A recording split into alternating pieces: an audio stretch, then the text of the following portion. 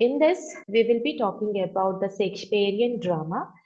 And before talking about the Shakespearean drama, I will be giving you a background of about the Shakespearean life. I will be giving you a background about his major dramas which he has written, about the age when he was working, as well as we will be talking about what the play Hamlet is all about. So we are going to discuss all these things today.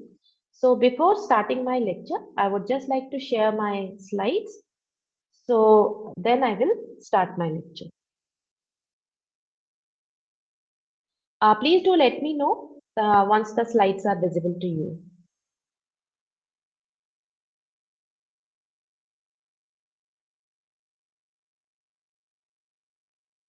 Again, if any student is having any problem, just put your questions. The last half an hour will be kept for the question and answers.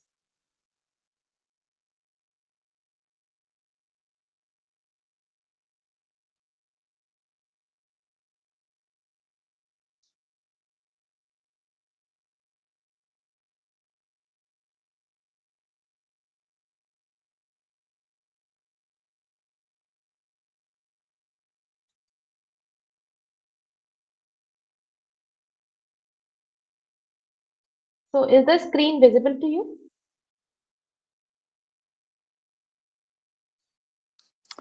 Yes, ma'am, it's visible. Okay. Yes, So, lady. okay. So finally, today we are going to talk about, first of all, the famous tragedy, one of the famous tragedy which is being written by William Shakespeare. And we will be talking about what is the background of the play Hamlet. We will be talking about the Shakespearean work. So here when we are saying that what Hamlet is, so Hamlet is something which is being written around 1600, and it is a kind of a play which is one of the most problematic texts in all of the English literature. Because why? With an exception of certain biblical text, no other work has produced such a continuing, lively, and contentious debate about how we are supposed to understand it. So, if we just talk about what this Hamlet is all about, in fact, one could very easily construct a thorough and intriguing history of modern literary criticism, which is based upon nothing other than various interpretative talks on Hamlet. So there are so many historians, and all the historians have given their own viewpoint about this text. So here, when we people are talking about the text, so given this critical confusion, we might well admit up front that we are not going to arrive at anything like a firm, consensuous, or what the play is all about and how we people should understand it. However, wrestling with the play is very important. So, first of all, where we people are talking about wrestling and where we people are talking about the tragedy of Hamlet. So, Hamlet is a kind of a play which was being the authorship or the playwright of this play is William Shakespeare. And if we people are talking about the life of William Shakespeare, we will see that when this play was first of all written. So Hamlet, when we people are individually talking about what Hamlet is, so Hamlet has inspired more critical speculation and comments from English critics, scholars than any other play by any dramatist in English literature. First of all, let me talk about this thing. The brief thing which I wanted to tell you about this play is this play is the longest play ever written. And this play was written around 1599 to 1601. And this was first performed in July 1602. And as I told you that this is the longest play with 29,551 words. So what is the background about this play? Why this play, especially where we people are talking about the poetic drama of Hamlet? So why this play is so important and what all things are there in this play? So here, if we just look towards the interpretation, what eludes us, we can learn great deals about reading a poetic drama and interpreting literature from serious attempt, as well as the very important function of a great literature, because this work is something which is a thought-provoking conversation which force us to come up with the grips of many things, and especially about the text and about ourselves. Because Hamlet cannot be a kind of a life of a king. It's a kind of a story.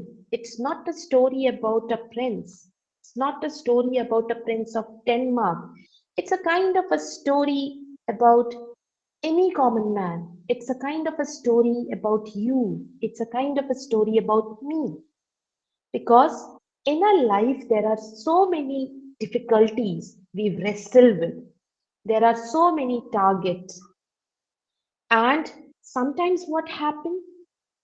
Those kind of the problems, those kind of the difficulties can only be resolved in a kind of a temporary manner by witnessing and responding.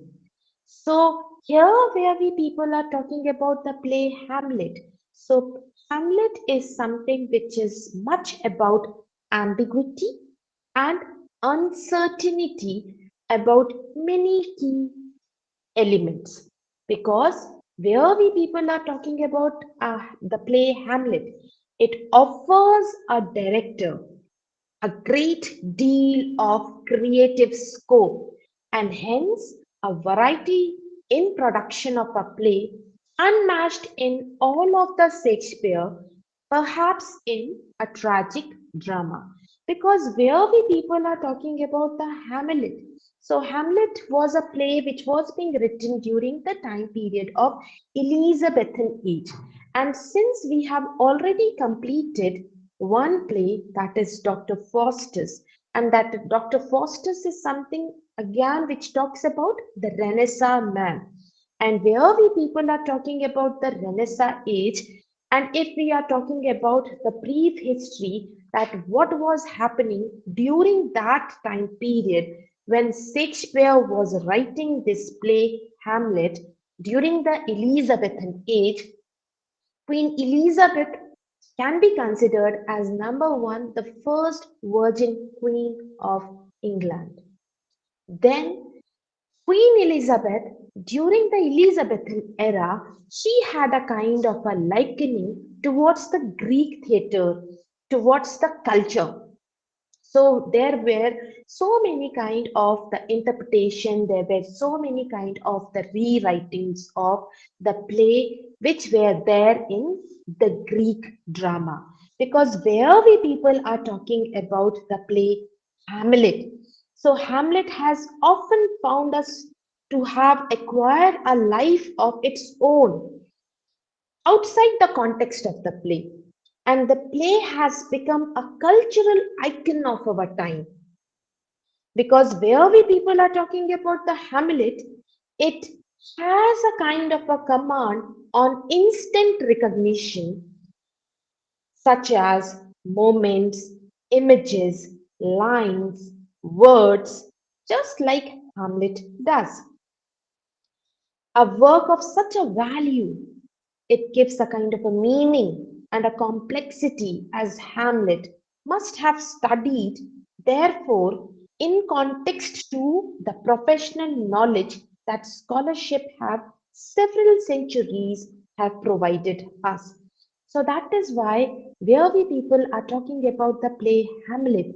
So here before we can go on to the understanding of the complex issue and the meaning and interpretation of the play and the symbolic value of the vision embodied, let's just go towards the issue when the play was first time written, because the general agreement of the date of the first performance of the Hamlet falls probability within the age, and that is between 1601 and 1602. And there are so many people who believe that actually the play was something which was written in 1598. But somehow this is where we people have seen that for Shakespeare, the display was something which was written around, the story was something which was being written around 1698. But some people say that this play was something which can be traced much to a convenience and is referred to a Hamlet. So the original play which is being written is a Hamlet, and that was Thomas Nash, which makes an indirect reference to in one of his epistle to the gentleman in the students of both the universities, where he was talking about that Hamlet was a Hamlet has been very well known in London in 1590s.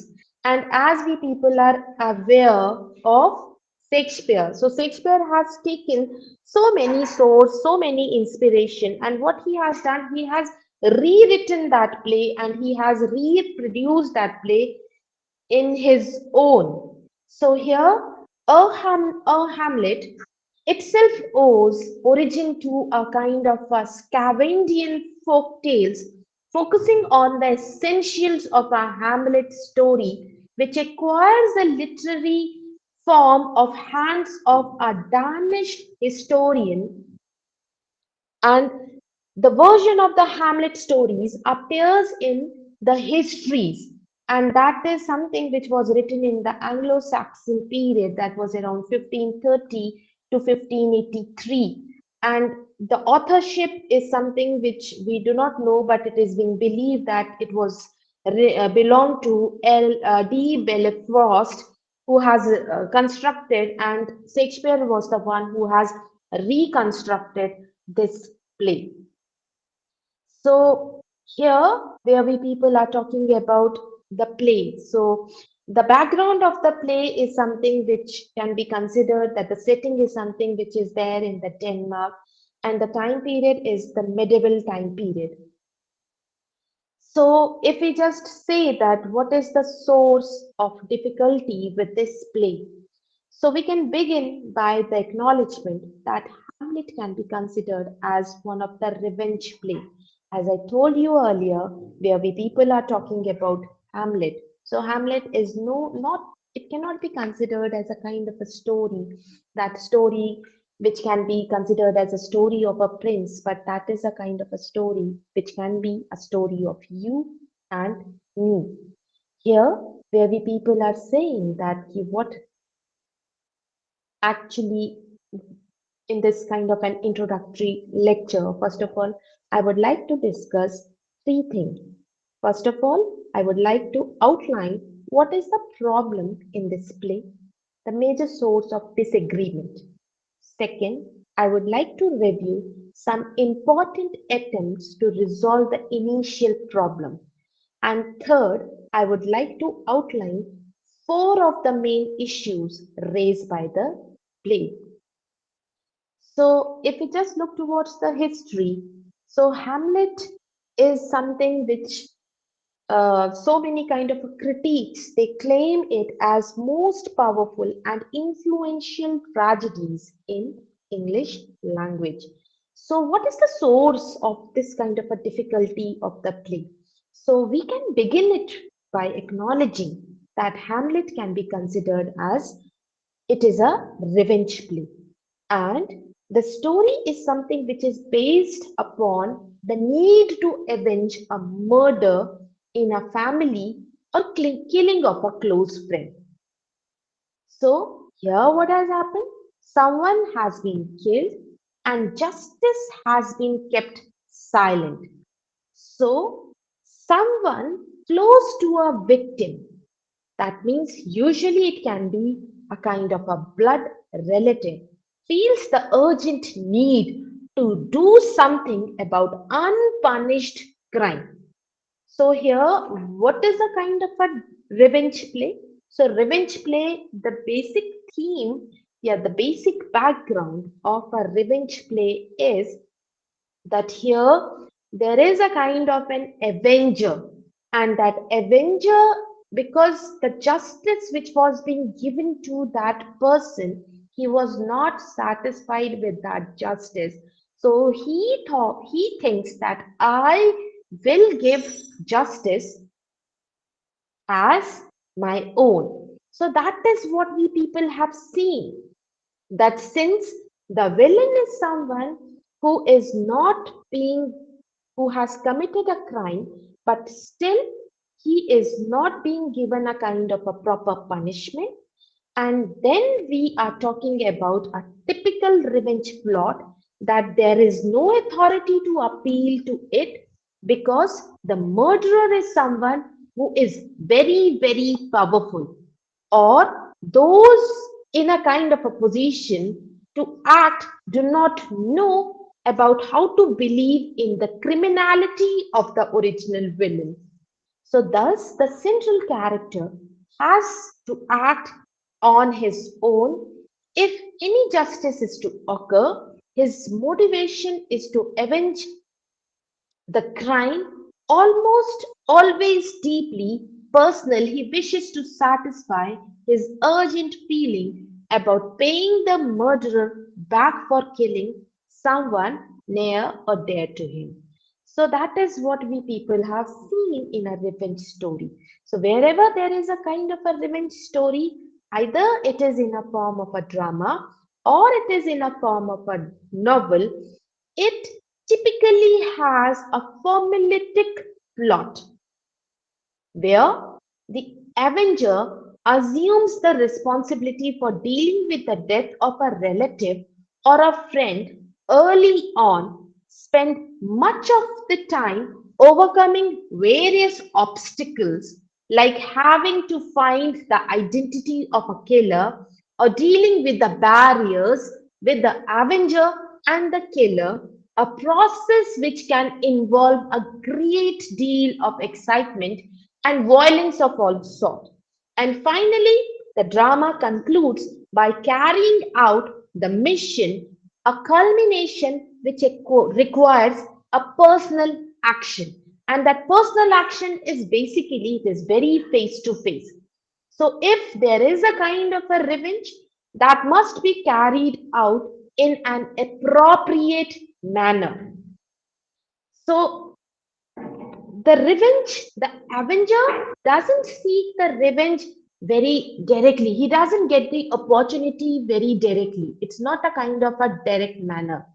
So if we just be talking about the play Hamlet, so here Hamlet, the story is something where we people are saying that the revenge story is something which is being set in these kind of a pattern where the avenger seeks the kind of a revenge, and that revenge is something which is very face to face.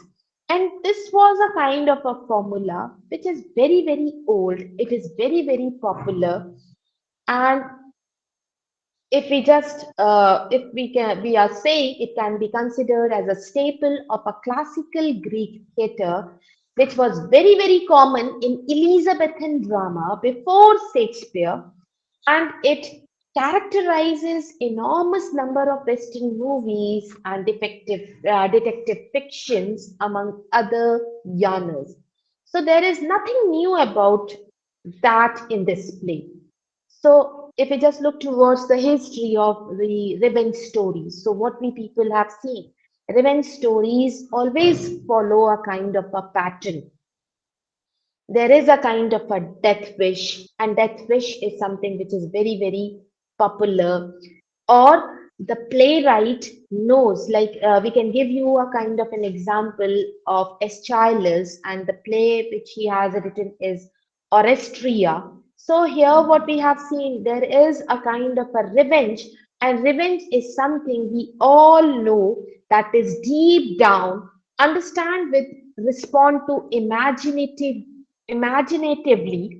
And finally, because what we have a kind of a personal agenda, and the issues engages some of our deepest and most powerful feeling, even if the basic outline of the story is very familiar to us from seeking lost of the revenge plot. So here, if we are saying that why anyone will do seek a kind of a revenge, and why anyone will avenge. Getting my point? So here, what does it say? So the revenge story is, that means that justice is something which is not being accomplished. The villain is someone who is not being, who never got a kind of a desirable punishment, and the avenger himself is trying to seek a kind of a punishment, or he wants to give a punishment. So how that avenger will seek that punishment? So same is the kind of a story which can be considered as a background of the story of Hamlet. So here when we people are talking about Hamlet story, Hamlet clearly falls into this kind of a conventional genre, because here the story of the Hamlet starts with, number one, Hamlet is the hero of the play. His father, the name of the father is Hamlet only. So we can here the victim can be called as Hamlet Senior, and the villain is known as Claudius. So the avenger who seeks a kind of the revenge here is Hamlet, because the play starts with a kind of a storyline where Hamlet uncle, that is Claudius, have killed his own father, that is senior Hamlet. Hamlet is someone who can be considered as the prince of the Denmark. And then what he has done? He has married his own mother, Gertrude. So Claudius is married to Gertrude, that is Hamlet's own biological mother. And since, because Hamlet was not there, and the Hamlet uncle, what he does, he becomes the king of the Denmark. So finally, Hamlet feigns insanity to exact a kind of a revenge. Because here, early in the play, the details of the murder become known to Hamlet, and he vows to carry out his revenge eventually many months later. Why it happens? Because where we people are talking about Act 1, Scene 1. So in Act 1, Scene 1, there it is being mentioned that Hamlet is someone who is being encountered with a kind of a ghost, and this ghost is no one else. This ghost is his father, and here his father is someone who is giving a kind of a statement, who is telling Hamlet that actually my death is not a kind of a natural death, but my death is a murder. And that murder is something which is being committed by your uncle. So earlier, during the Elizabethan time period, this happened that if a boy got married to a girl, so all the property which the girl owes, or the queen owes, is inherited by the person who gets married to the lady. So that was a rule, and that rule can be considered as the inheritance.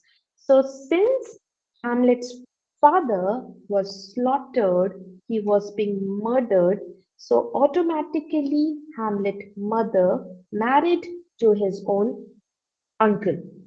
That means to his younger brother, Claudius.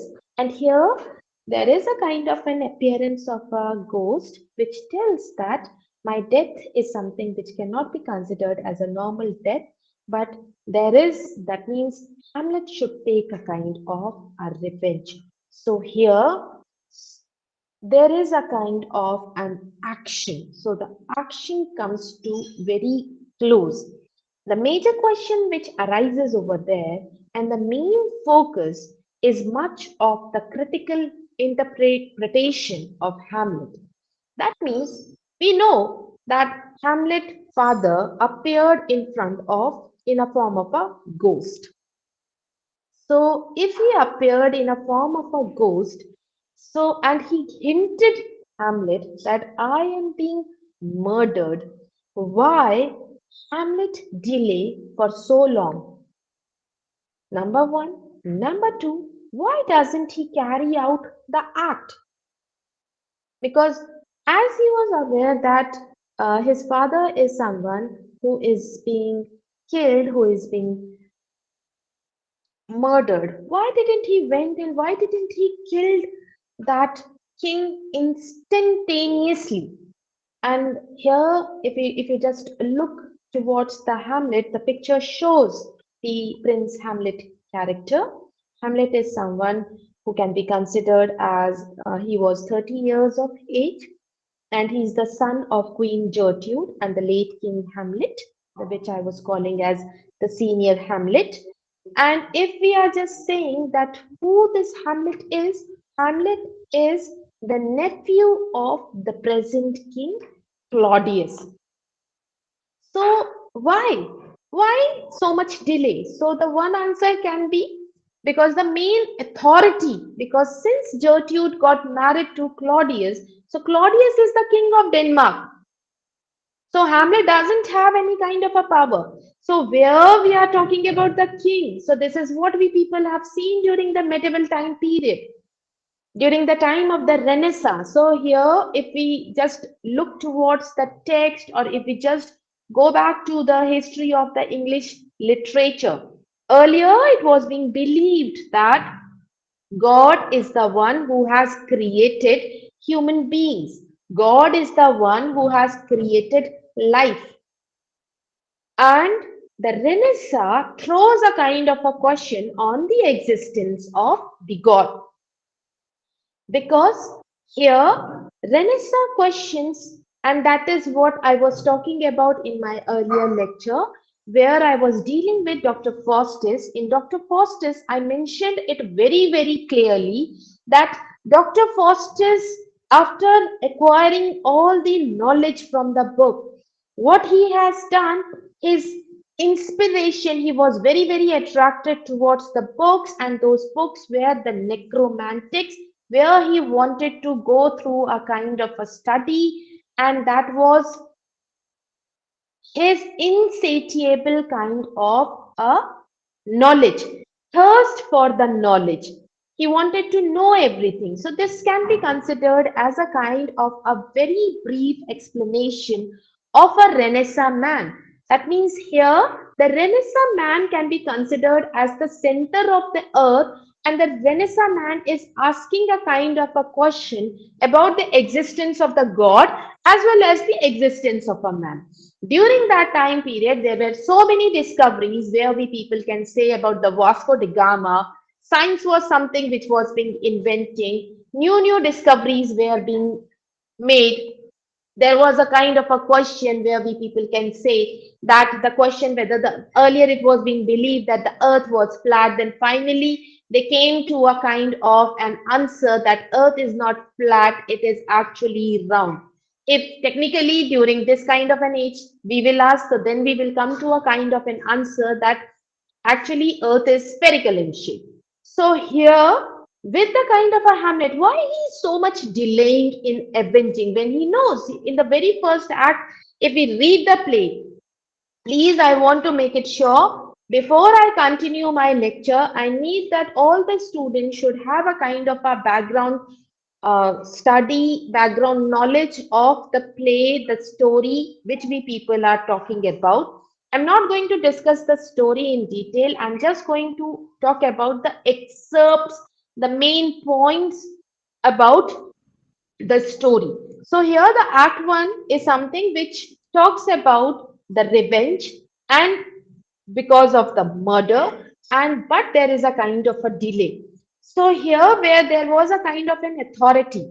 So authority is something where I was saying that Claudius is now the king of then. He is the main king. So he could not kill Claudius because after God, king is someone who is being considered as the supreme. So whatever the words are of the king, because it is being believed that the power of God is something which is being given to the king, and the king decisions, whichever are coming from the king's mouth, should be followed as the God's command.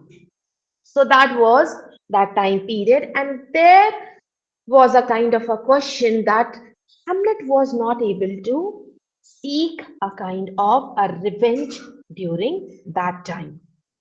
So here, where we people are saying that arguing that delay is merely necessary convention deals with a kind of an issue by ignoring it, because there were so many chances which Hamlet got. Hamlet, so many times he got a kind of a reason when he wanted to kill Claudius. In Act 3 of the play, it says that uh, Hamlet want to seek a kind of a revenge on Claudius, and he got a kind of an opportunity, and he just wanted to murder him, but he stopped. You know why he stopped? Because he knew that during that time period, Claudius was praying. And if you murder someone during the prayers, that person's soul will directly go to the God. So that is why he didn't kill, even though he got this kind of proper time to kill Claudius. He was hiding himself behind the curtain and he wanted to kill his uncle, but he was not. So that is what we people have seen. That some people say that Hamlet was that means his father was being killed. So Hamlet is in a kind of a melancholy. He is bitter and he is cynical. Some people say there is a very common kind of a question which talks about that whether Hamlet is mad or whether he was presuming himself as a madman. Actually, because he was able to see ghost, he was able to talk to the ghost. So that is not a kind of a normal condition.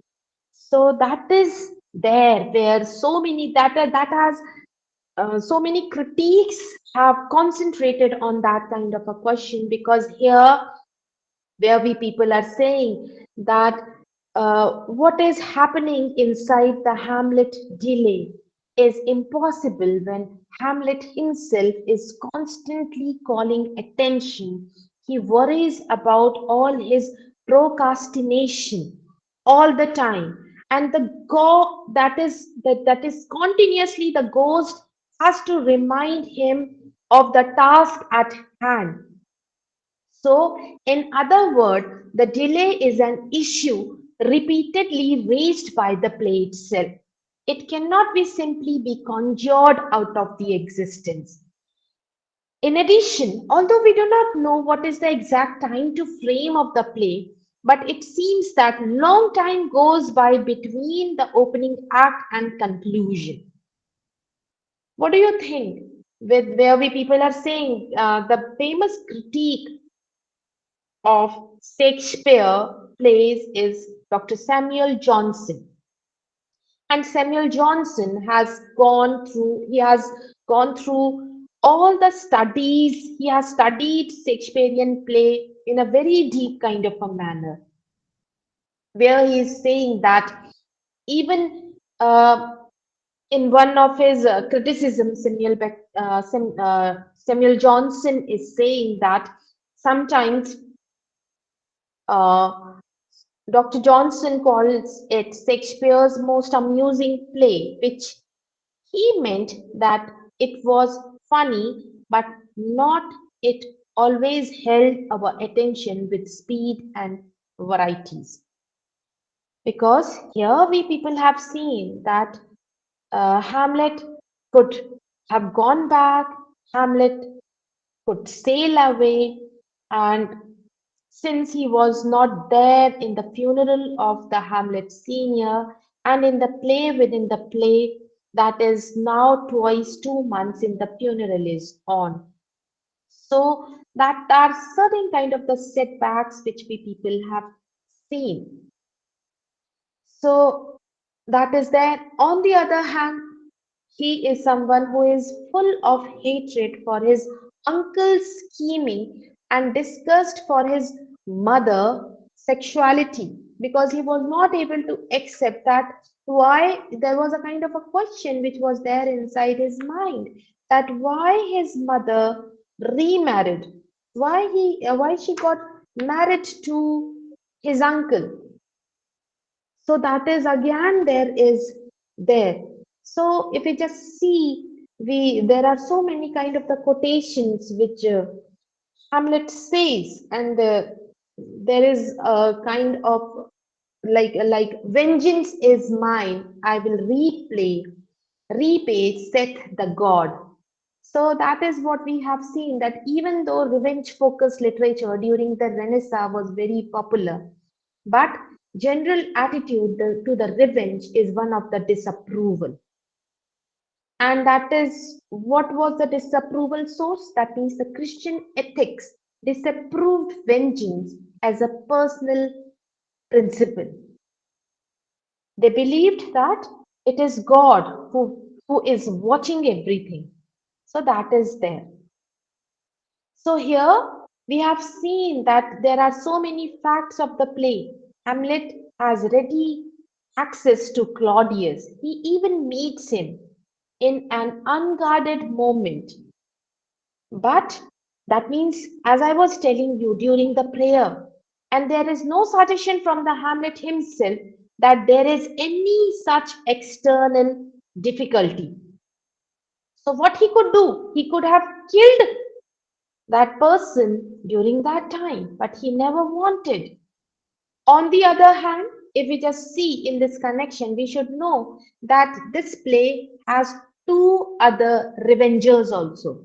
One is Fortinbras and Latus, both of whom have to avenge insults or to murder done against their families. Because again, where we people are talking about Fortinbras or Latus, both takes a kind of a revenge. Both seeks a kind of a revenge. So that is where we people have seen that why this play takes this kind of a delay. So here Hamlet got a kind of an opportunity, but he didn't took this kind of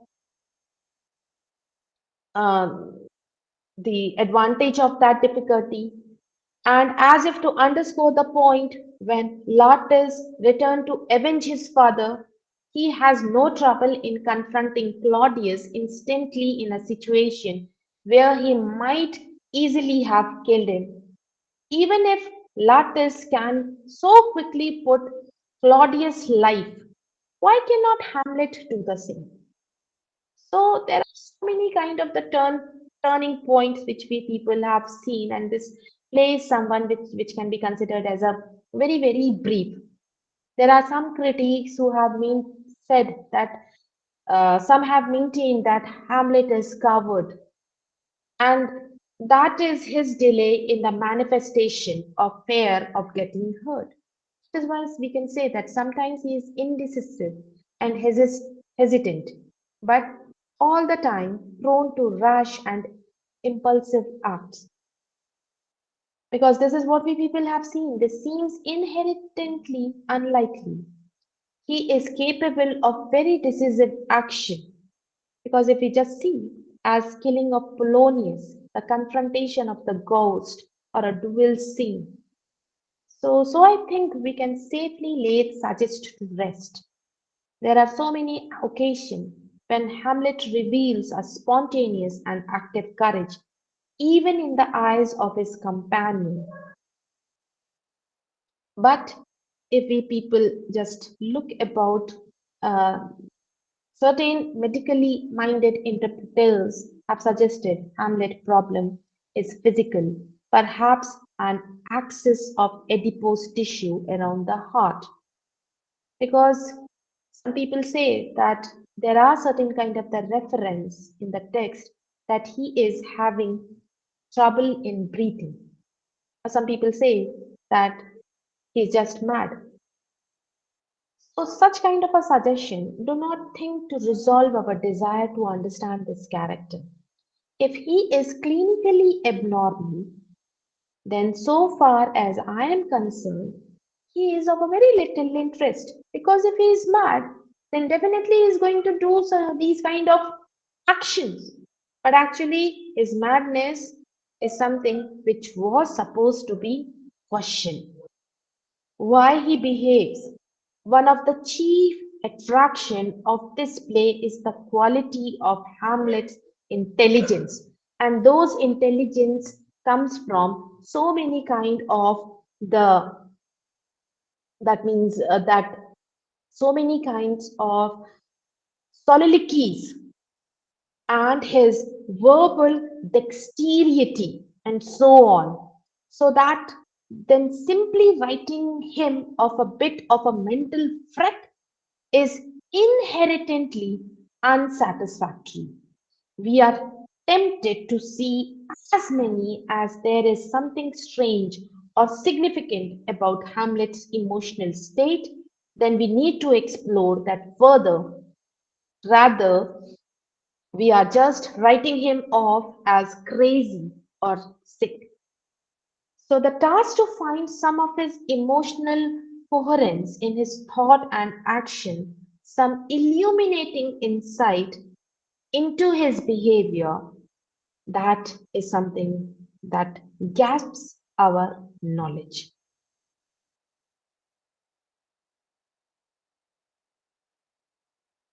So if you just look towards the slide, so that is what we people have seen, that where we people are talking about Claudius.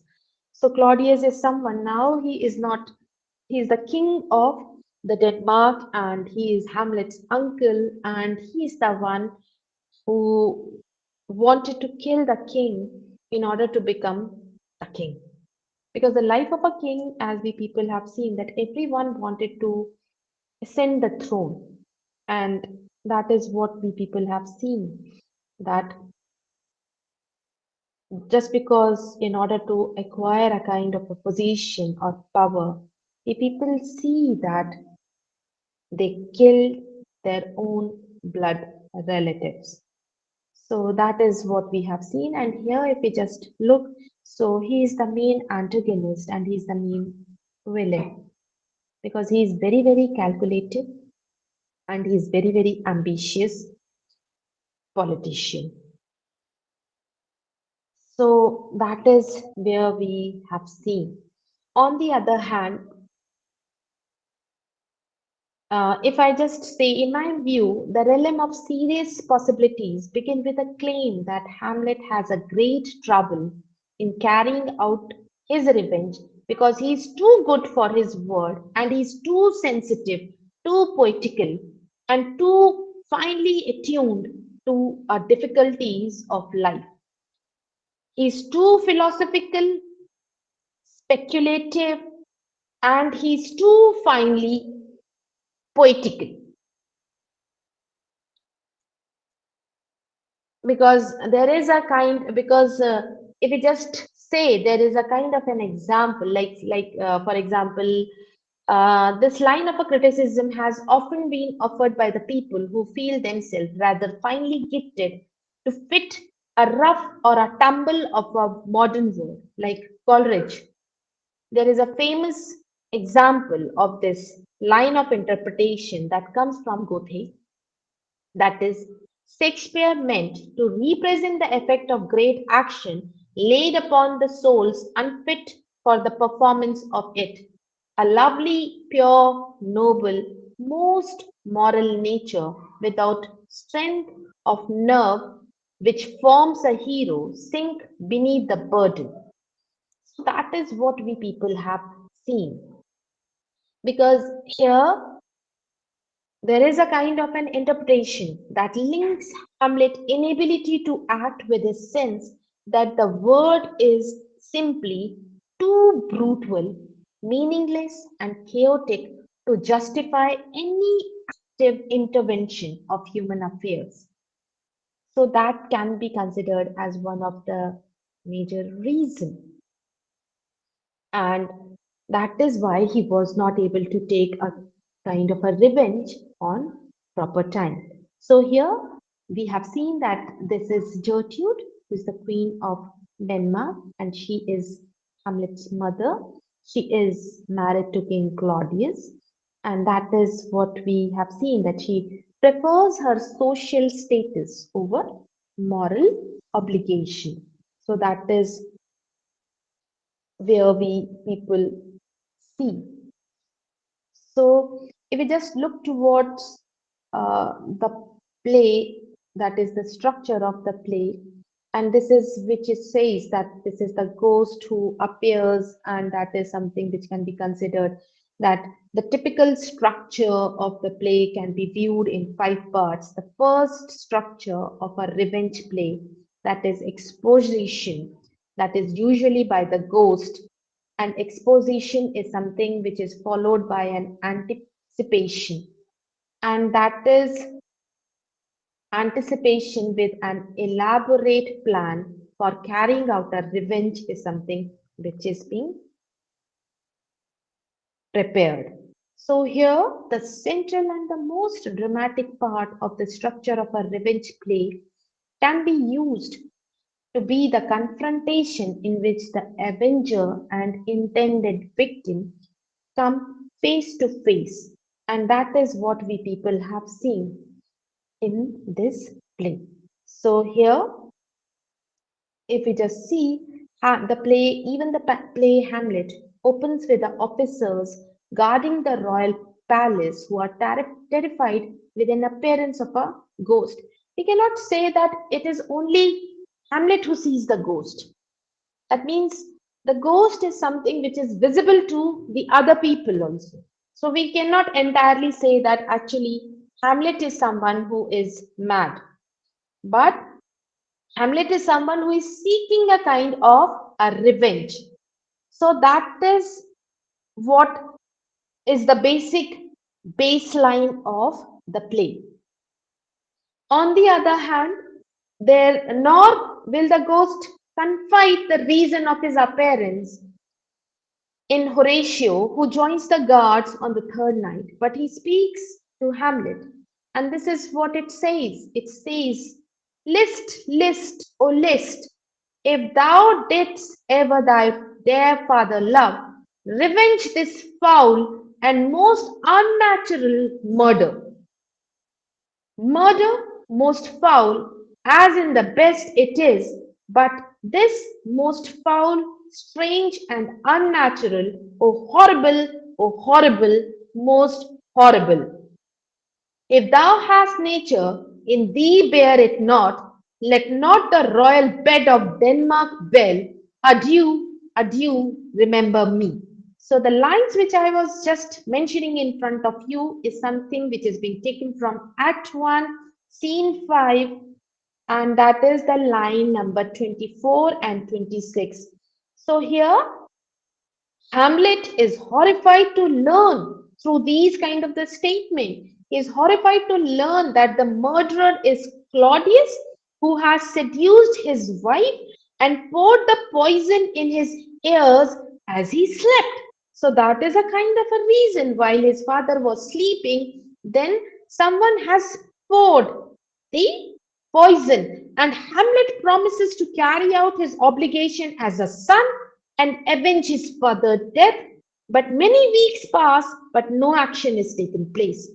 Hamlet suspects that the ghost may have been an evil spirit. He thought like this.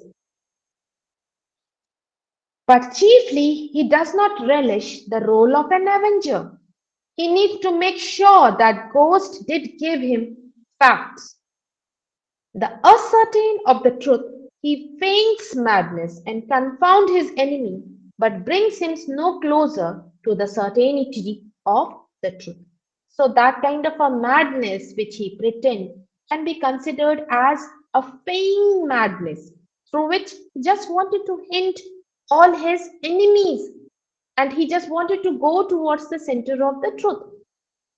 As in my first slide, I had showed you that what was the age of the Hamlet. Age of the Hamlet during that time period was 30. So where we people are saying that it was 30, so what does it mean? It means that he was in a kind, he cannot be considered as very, very immature, or we cannot say that uh, he is not understanding the concept. Age 30 means that can be considered as a perfect time for coronation. He can become the king. He was someone who can be considered to be the righteous king. And then he was not given a kind of an opportunity.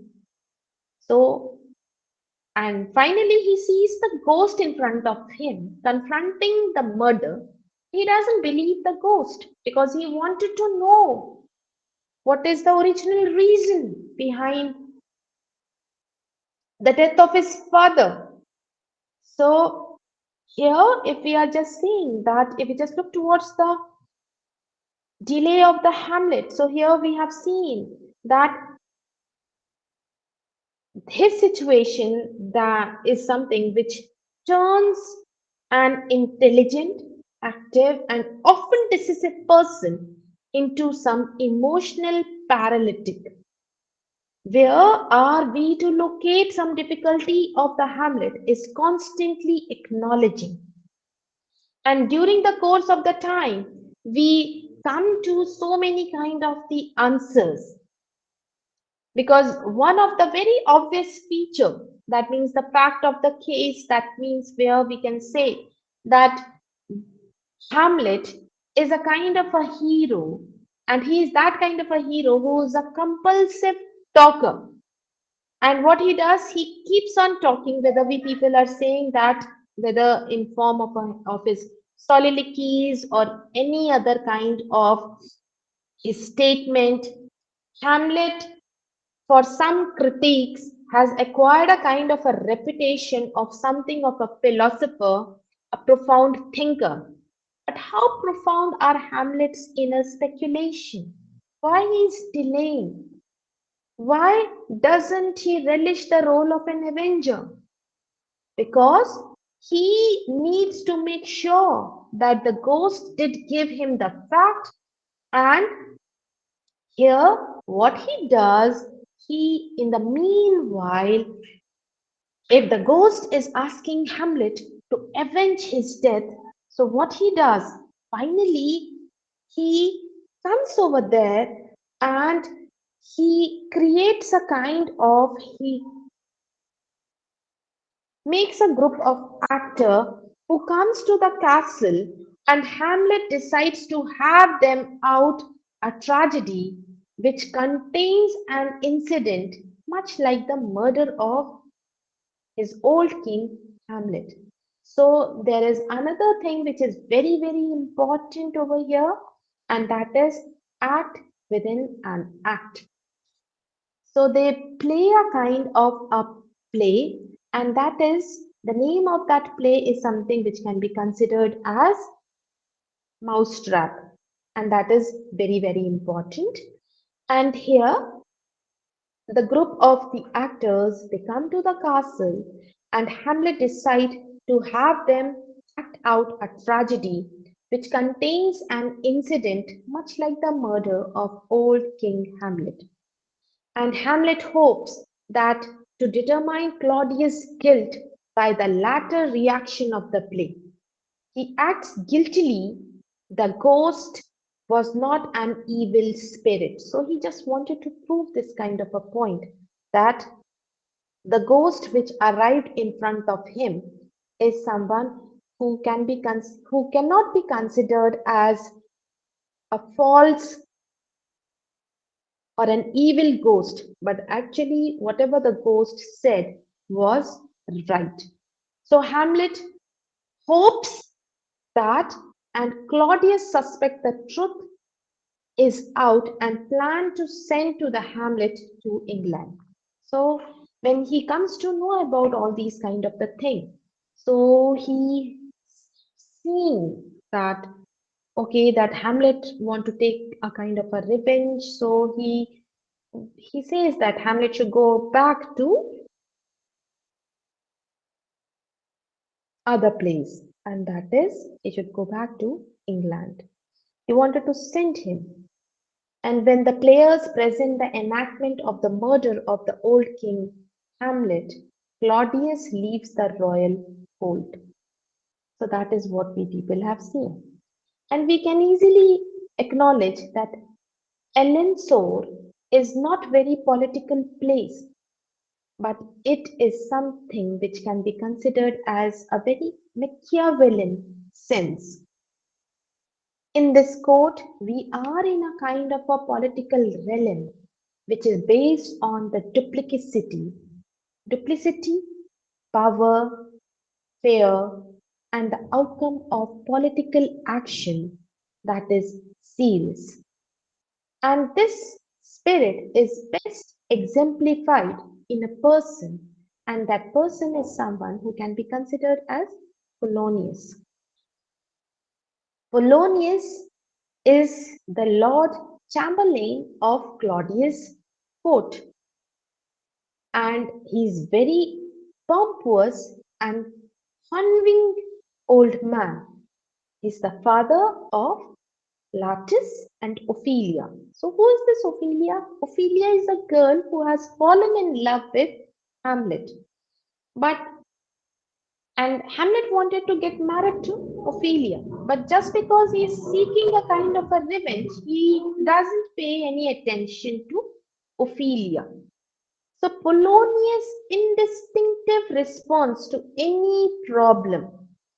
So where we people are talking about what this Polonius is. So this spirit is best exemplified, that is Polonius, who can be considered as one of the most important and successful courtier who master spy, subordinating all the concerns of the life to quest for information and the power which information brings. So Polonius is indistinctive response to any problem is to spy out the solution. If that means running the risk of dishonoring his son or using his daughter's bait, that doesn't bother him. If one has to spread lies abroad in order to gain the knowledge necessary for the power, then it is quite acceptable, and he tells this thing. So Polonius says, see, you know, your bait of falsehood takes the carp of truth, and thus we do of wisdom and reach with windlasses and with access of bars by indirection find direction out. So that is something which has been given in Act 2, Scene 1. So Polonius can be considered as someone whose operating principle is fair, and one needs to be very constantly on guard, vigilant, and careful if any serious consequence of any action. So here, the ethic of Polonius is prepared to ride roughshod over any emotional problem. So, as I told you, that Polonius is someone who is the father of Ophelia and Latus. So, this is what we people have seen. So Ophelia confesses her love for the Hamlet and his for her. So when she confesses her love about Hamlet, Polonius dismisses the matter as rubbish, and he says that all Hamlet's romantic declaration she must treat as simply tricks to get to her into bed to satisfy his lust. Love for Polonius, like everything else, can be understood in a lowest common denominator of human activity as a power struggle. So, as per Polonius, where we people are talking about the relationship of Ophelia and Hamlet, Ophelia's relationship with Hamlet is potentially dangerous politically and must be stopped. And that is where his father tells Ophelia that she is supposed to stay away from Hamlet because he is not telling the truth. So this is what we people have seen. If we just look towards the Polonius character, the implication is very, very clear. In power, political word of Polonius, there is love doesn't have any place. And that is what we people have seen. And that is why we can simply manipulate her into trying to engage Hamlet into a conversation as he and Claudius listen while concealed. So that is where we have seen that even though Ophelia is someone who is crying and she is in a great distress, he hardly noticed any of his daughter's emotional dismay. And that is where we have seen for Polonius, all of his life, including love, is power struggle and operative principle is fear. So that is what we people have seen in the character of Polonius. He is not able to accept the relationship of Ophelia as well as the Hamlet. And where we are saying Laches, Laches is someone who is considered as Hamlet's, um, Ophelia's brother.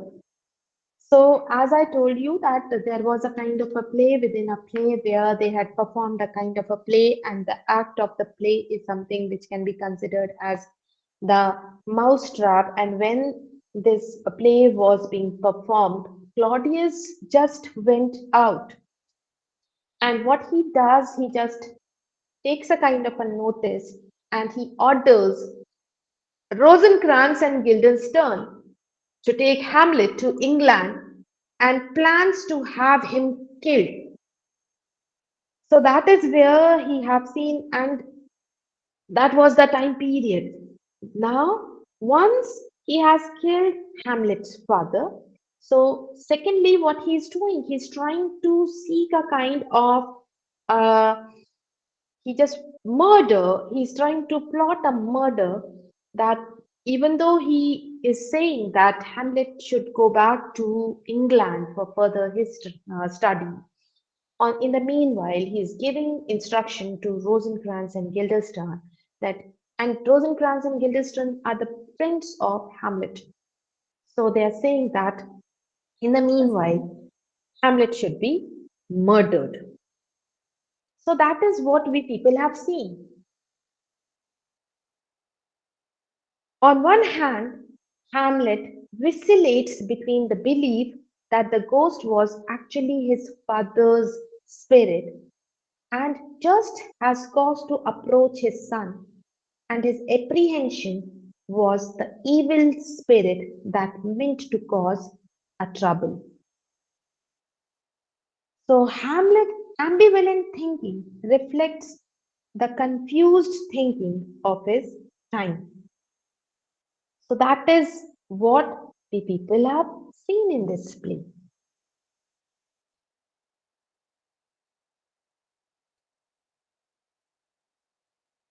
There is a famous speech to his son, that is towards the lattice, which Polonius makes.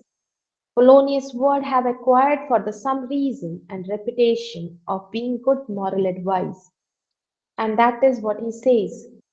What he says is good, hard-headed practical advice for success in rough and dangerous public world. Avoid trouble.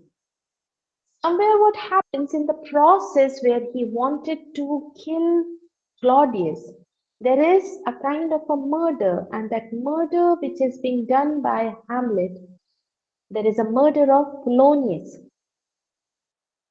So here, Polonius is someone who seeks a kind of an avenge, and he wants to take a kind of,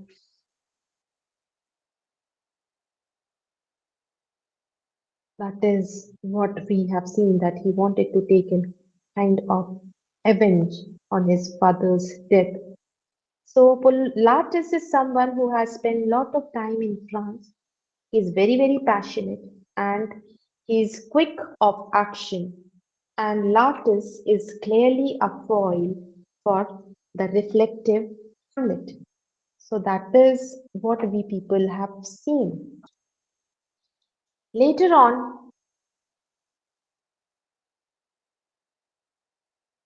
there are, in the meanwhile, I will just talk about that mm, the theater, the story of the Hamlet has produced so many things. There are so many, if you just look towards the work which are there, we'll see that uh, even the entertainment word is something which is being inspired from the Hamlet. And these are some works like The Lion King, The Gladiator, The Strange Brew, The Renaissance Man, episodes of Star Trek, The Simpsons, The South Park. All these are something which are inspired from the work of Shakespeare. So now we are moving towards the major themes, and that is what I was talking about. Number one is his indecision, why he was delaying so much, why he was not able to put his thoughts into action. Another thing is play within a play, that is the mousetrap, which I was talking about. That in because Hamlet just wanted to come up with a kind of an answer. He doesn't believed the what the spirit is trying to say. He just thought that the spirit is something which is evil. So what he did, he, in order to believe what the spirit is saying, he just wanted to bring things right in front of him. And that is why he created a kind of a play within a play. And that is where we people have seen that the play which was being performed, that is the mousetrap. And after that, we have seen the reaction of the Claudius, that Claudius just leaves that place. And he just plans to kill this man, this Hamlet. So here, if we make a kind of a comparison between these two characters, Polonius as well as Claudius. So there are so many people who are deceived by Polonius' external pose as something of a doddering old fool. After all, in many scenes, he plays the role of someone who is a bit silly. But we have to keep asking ourselves what's going on underneath. And there we can sense a shrewd and a hard-headed political imagination for whom all the important issues of the life is political survival in a complex and a deceptive world. Especially if we people are looking towards the part of Polonius that is deceptively innocent and harmless external mask. So that is what we have seen, that appearance versus reality. So Polonius is someone who we should always note that he is someone who can be considered as a very important political figure and the executive arm of the king. That is what we have seen if we just look towards the Claudius endorsement of Polonius in the words of high praise that tells us clearly that Polonius' tactics work in Elensor and brings success. Even though, if I would like to mention, he's not an evil man, but he has the best interest of his family and his monarch at heart, has put his talent to work on their behalf. He doesn't have any agenda to capture. He wields more power than he actually has. And that is what we have seen. He is recognizably a very normal person who is quite at home in the adult world of business and politics. And wherever we are comparing Claudius with Polonius, Claudius is too very shrewd and a successful political operator who understand, like Polonius, that the political world requires deception and betrayal. And that is the only reason why he employs Rosencrantz and Guildenstern to spy on Hamlet. And he agrees readily enough to Polonius' various spying suggestions and finally prepared to deceive Hamlet into going on his own death. So this kind of a Machiavellian kind of a quality, which we see both in Polonius and Claudius, they makes them very effective political operators. And that is where we people have seen that where Polonius challenges Claudius to name one occasion on which he has been wrong. Claudius concedes that Polonius is unmatched in his ability to find out the truth of his situation. And that is what we people have already seen. Claudius, as we people are aware, that Claudius is someone who is very superb in his performance. And that is what when we are first being introduced that what Claudius is actually in Act 1, Scene 2, we realize that he is no fool. And we should be alert that he is posing himself as a foolish person, but actually he is not. We should also note that Claudius has the full support in the court. That is why that can one of the major reasons of Hamlet's inability to act, because the power was something which was there with Claudius. He was not able to take a kind of a revenge. So that is what we have seen. On the other hand, one more thing, that he is the only monarch in Elenso, and he is someone who is being elected by the council. So Claudius is the king. Not only that, we cannot say that he was the one who was being chosen by the senior politician, but on the other hand, we can see that he is equally important. Why? It is very, very clear there is no political opposition on his marriage with Gertrude. So that is where we have seen if he had wanted to, Shakespeare could have obviously have provided a clear evidence that people in journal think that his remarriage was immoral.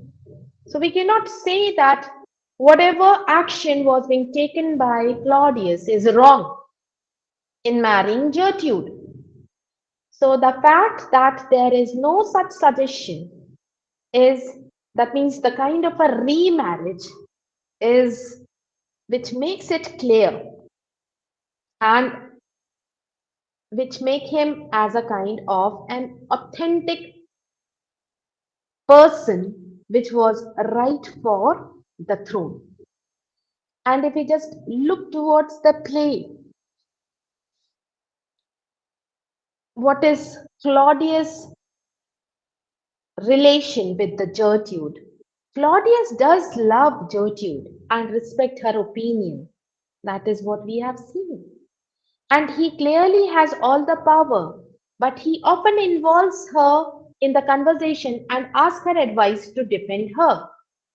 And this is where we people have seen that early in the play they stand together as equals. Gertrude appears to have a very little political imagination. She is not a power player, and at times she is clearly out of the loop.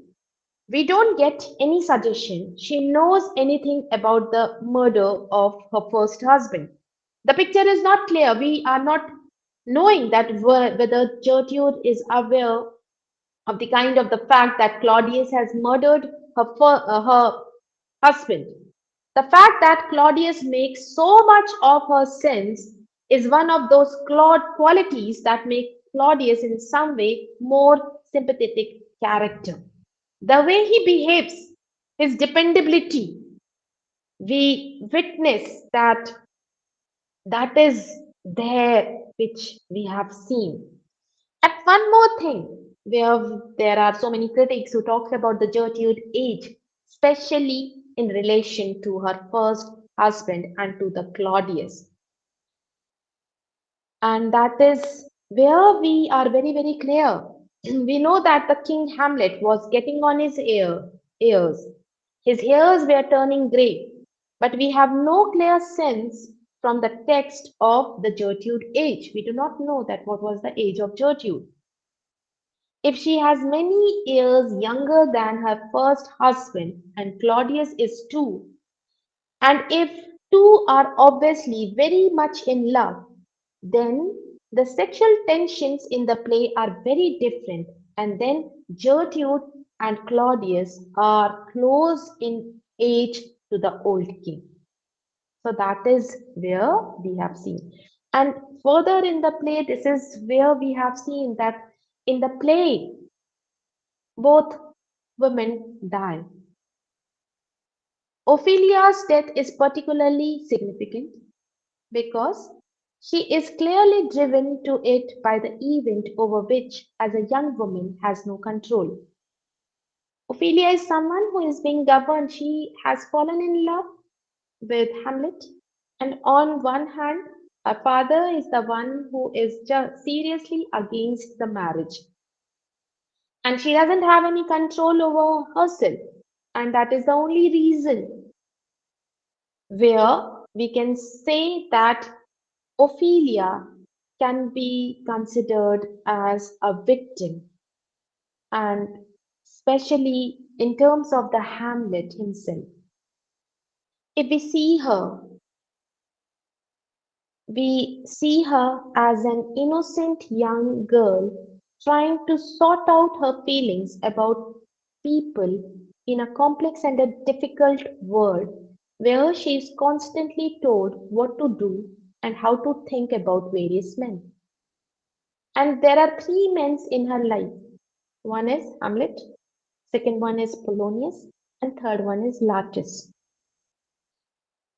Hamlet is the love, Polonius, father, and Laches, a brother.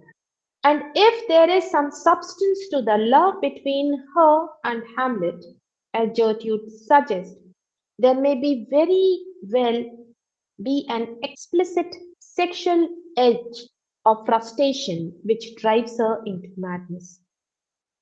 There are so many critics who just says this kind of a question that some people say that the only reason of Ophelia was she drives into a kind of a madness, and her madness was something which was real.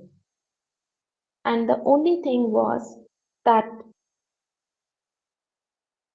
certainly we can say, in a light of a sexual bullying, and sexual bullying cannot be considered as a very strong term, but such a constant feature that the advice of men constantly direct at her. That is, it can be considered as a pure patriarchal kind of a world where she cannot take her own decisions. All the decisions are channeled through either her brother or her father. So the sexual innuendo of her lunatic songs lent to support to the idea. So that is what we people have seen. And if we just look towards the play, it is Ophelia who have suffered a lot. We don't have to see Ophelia in this way, but if we give her behavior that edge, her destruction act as a powerful indictment of corrupting effect of male dominated political realm of Ellen Sore. So that is what we have seen, which simply has no room for love. So her love was something which was not being accepted in this kind of a patriarchal community. And that is why we can say that this kind of a word is something which is a very uncertain kind of a word and a very deceptive kind of a word. What it appears, what it is, appearance versus reality is something which is very, very difficult. That is, given this nature of Ellen So, which is impossible to ignore, we come to a very important fact of the play, and that is the second important fact of the play, that the people of this world have to live two lives. That is, one life is something which is which they live in the present world, and the second life which they play is in the inner world of their own thoughts and feelings. If we just look towards the Hamlet soliloquies, we see that Hamlet poses himself in a different way, and his soliloquies are something which is very, very different. If we just look towards the character of Polonius also, he projects himself in a different manner, but actually he is different. So, appearance of the things does not always or often mess with the inner reality. If we just look towards the Claudius, for example, on the outside, he is a smooth, popular, and a very effective political operator. But inside, he is tormented by his own guilt, and that guilt which he carries, and he puts it the most serious sin of all, that is his brother's murder. When we people are talking about the Polonius also, he appears to be something of a bumbling fool, but inside he is capable of a Machiavel, always erringly on a trial of a new information. He is a very good spy. On the other hand, where we people are talking about Rosencrantz and Guildenstern. So Rosencrantz and Guildenstern are Hamlet's university friend. But in reality, they are spying in service of Claudius, specially commissioned to ferret out the truth about the Hamlet. So, this is what we have seen. The word outside is something else, and inside it is different. So, this kind of a word is something which is a very deceptive word. One can never be sure whether someone is spying or eavesdropping. Elinsor is full of nooks RSS and upper galleries where someone may be lurking in secret. It's a place where you have to keep your wits about you if you want to survive. So survival in this kind of a word is little tough because here people are having a kind of a mask on their face.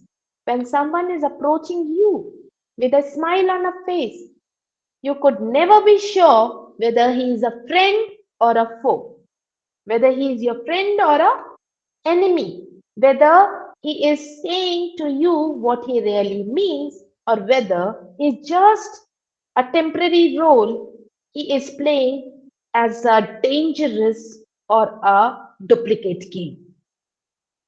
So that is again which can be considered as a major theme. So here where we people are talking about the defensiveness. So there are so many scenes. The first response is defensive. Who's there? And the figure hailed is equally suspicious. Nay, answer me. Stand, unfold yourself. So that is where we have seen. On the other hand, if we just look further, one of the key elements in the roles of the people playing in a language they use to interact with others, that is what we have seen in this world. That is, Claudius is smooth, polished, confident.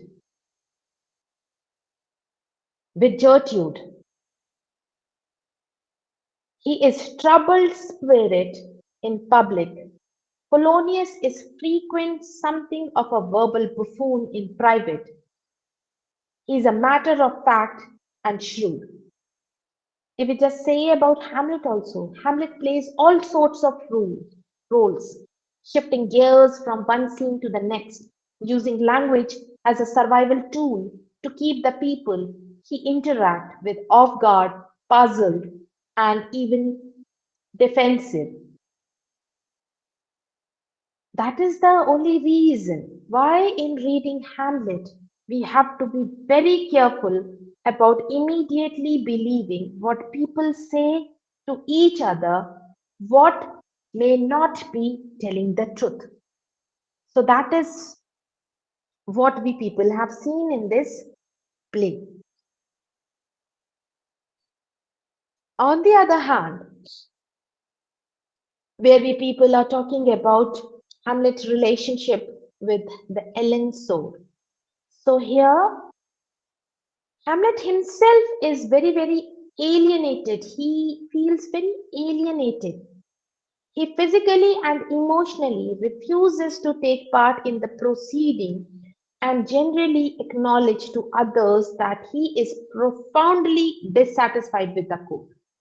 So there is a kind of a dissatisfaction, and that is where we can say that there is a great deal of interpretation we favor about this play in going to turn, and that is where a kind of an interpretative imagination working. So there are so many interpretation which can come over here if we just talk about in terms of the Hamlet.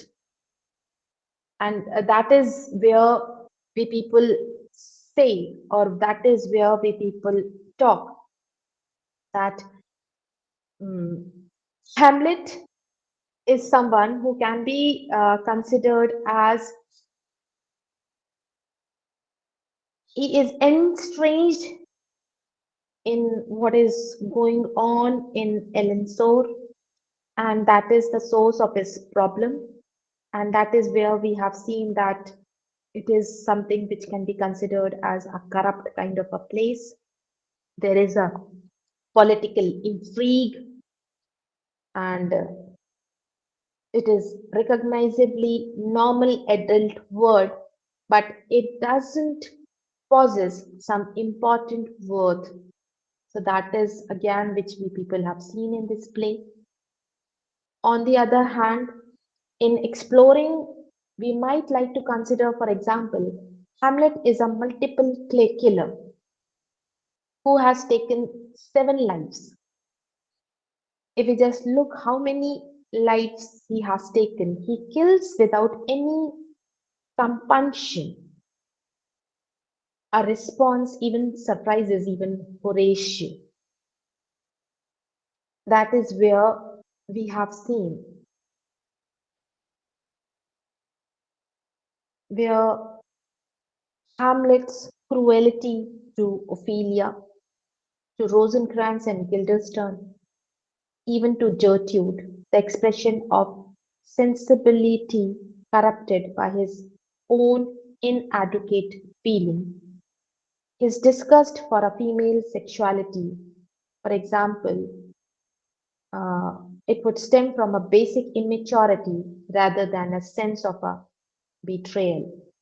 Hamlet cannot accept that his mother is a creature which is active in sexual life. He cannot accept that because he has come to see sexuality as something depraved, animal-like, and disgusting. So his emotional response towards this kind of unlove, towards the love, is something which creates a kind of a disgust. And that is why he is not able to reverse it back towards the Ophelia. So that is here we have seen that Hamlet is a kind of a character because there are two possibilities for the Hamlet age. On one hand, Hamlet has a kind of a disgust with the political world, that is hypocrisy and a kind of a double dealing with his mother's sexuality and apparent betrayal of his father.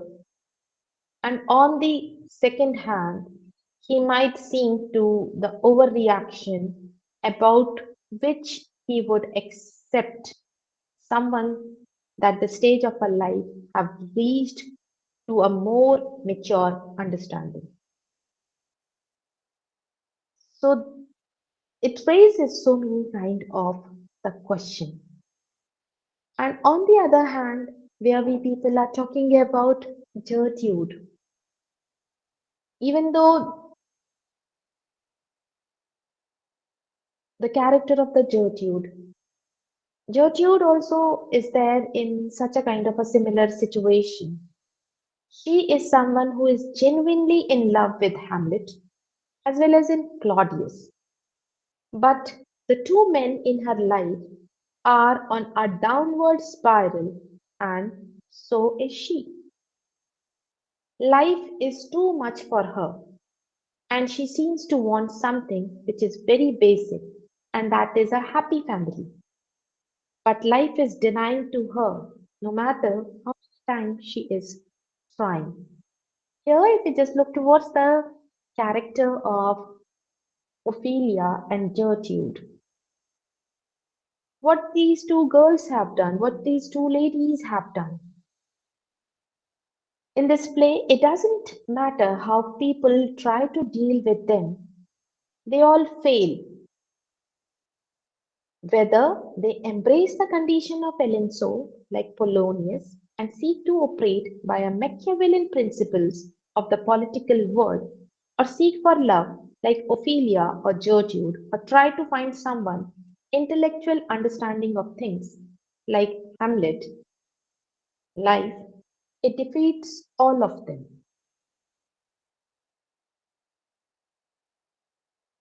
So, to just come to a kind of a conclusion, we would just like to say that who is happy in this play? Who has life figured out? So I can only see one character leading a full realized happy life, and that is a grave digger. He spent his life surrounded by death, by disintegrating remains of his friends and companions. What does he do?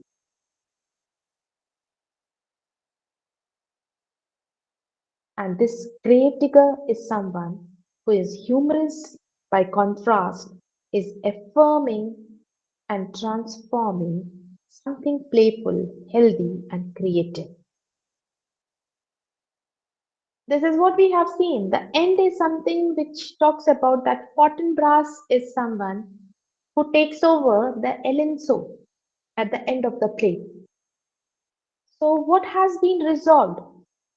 What sense of a moral order does he brings with him? None, nothing. The word which does not admit complex, peaceful, satisfying vision of a good life. And who does demand more from life? As Hamlet, or we people are talking about the Claudius, Gertrude, Ophelia, and Polonius. They do end up by destroying each other and becoming victims in their own turn. In the end, if we just see, Fortinbras is someone who is triumph. He ascends the throne in the play.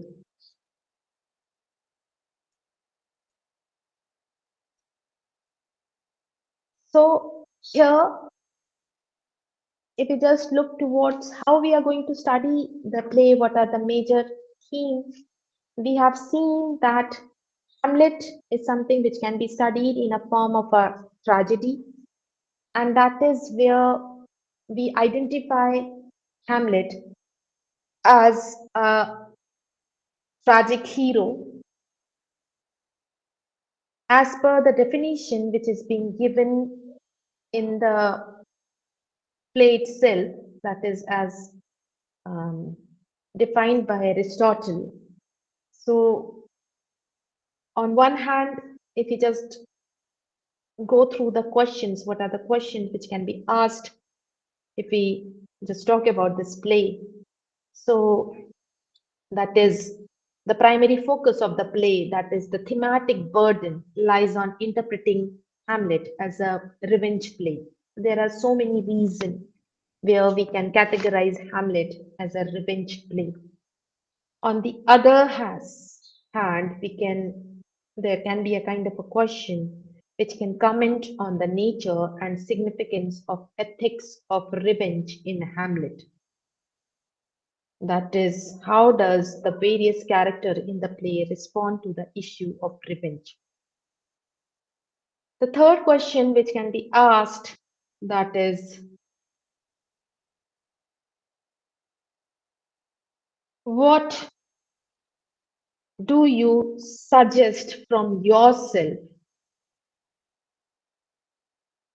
that without paying the attention to the issue of the theme and meaning of the play? Because if we identify Hamlet with a kind of a tragic play, so that is what we people have seen, that as a tragic hero, the pure definition of a tragic hero is that there remains the intermediate kind of a personage. A man is not virtuous, but whose misfortune, however, is brought upon him. So he is not someone who, an ideal tragic hero is not, he is virtuous. He is a common man, but his misfortunes are brought upon him. And that misfortunes can be either through a kind of depravity, not by any kind of a flaw in him. We cannot say that he has a kind of a flaw, but because of some error of judgment. So that is something which we see, and that error in judgment is something which will change the hero's fortune, and not from the misery to the happiness, but from happiness to the misery. Earlier, he was a happy man, but then he will, due to his own fate, he will die. So that is what we have seen, that ultimately, if we just look towards the Hamlet, we have seen that the character Hamlet is someone who can be considered as a, a kind of a play where there is a kind of a supernatural intervention of a chance, fate, or extra human factor.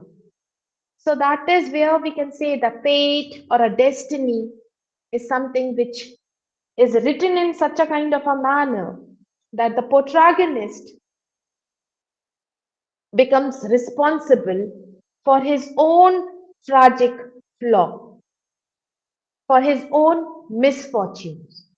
So that is which we have seen that these are the habits or these are the kinds of the things which we people have seen on that is the reality or that is something which we can which is being reflected in this kind of a play. So I think I had on this note I would just like to conclude my lecture. As well as if we just look towards the modern interpretation of the play, just give me 1 minute.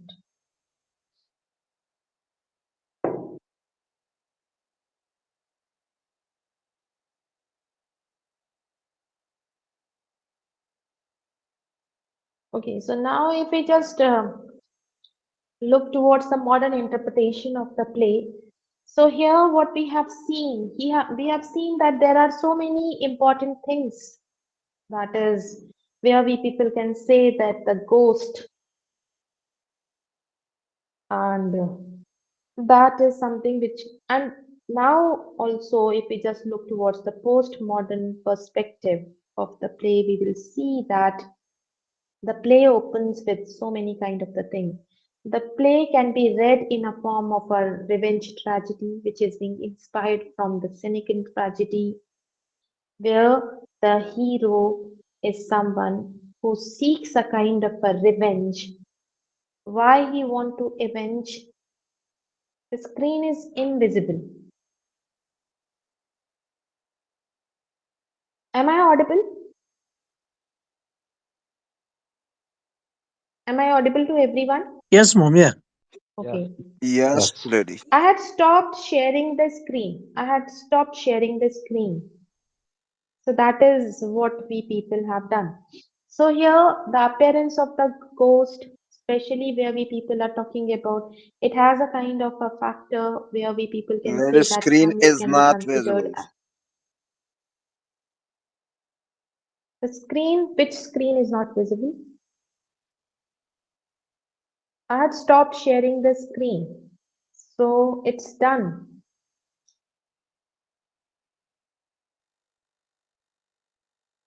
So that is why I had stopped sharing my uh, slide. So that is why you cannot see the screen now.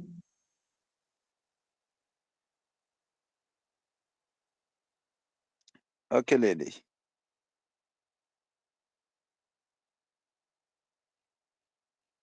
Okay. So here, if we just look towards the different kind of the perspective, so this is what we have seen. If we just go to the broader look of this play, so this play can be understood into different form, and that is where we have seen that Hamlet as a tragic hero. Number two, that is what we have seen. If we just look towards the female character, that is Ophelia, as well as the Gertrude, there is a kind of a concept of misogyny.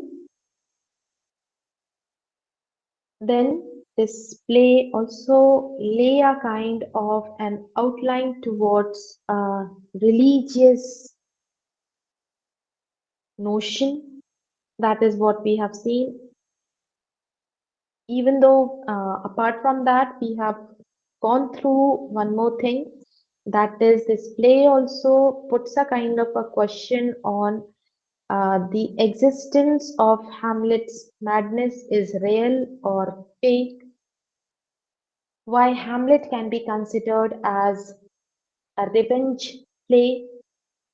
On the other hand, the conventional genre, which we have seen that how it present itself in a form of a revenge story. What are the reason why? What are the difficulties which we people have observed during the course of the play? So that is also we have done. And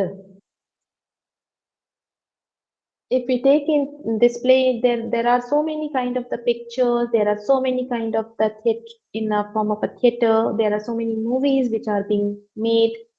And if we just look towards the postmodern studies, so even the play of Shakespeare is being studied again and again. There is a very famous play which is being written by Tom Stoppard, and that is Rosencrantz and Guildenstern are dead. So, what does it mention? This is a postmodern study about the Shakespearean drama, where we were talking about that there was a kind of a plot which was being discussed by Claudius to kill Hamlet and send him towards the England, and that was being portrayed in a different kind of a manner. And Tom Stoppard has taken the minor character Rosencrantz and Guildenstern and projected it in a form of a modern play. That is a very beautiful play which is being written by Tom Stoppard, where the theme is something and it is a meta narrative where the device is something which has been taken from the Shakespearean Hamlet only. So here Hamlet, where we people are talking about the whether the madness of Hamlet is fake or real, whether it is a misogynist word or it is a kind of a Machiavellian word, political corruption we people were talking about. So all these things we had discussed, the religious element which was there in the play. So we have studied this play in that kind of the perspective. So now it is up to you. You have to make your assignment accordingly. If you have any question, you people can ask. So in the meanwhile, we can just stop the recording. We can Ma'am, stop the okay. recording now. Yeah, should Yeah. I stop recording now? Yeah, we can Okay, stop the I'm recording. doing that. Thank you so much.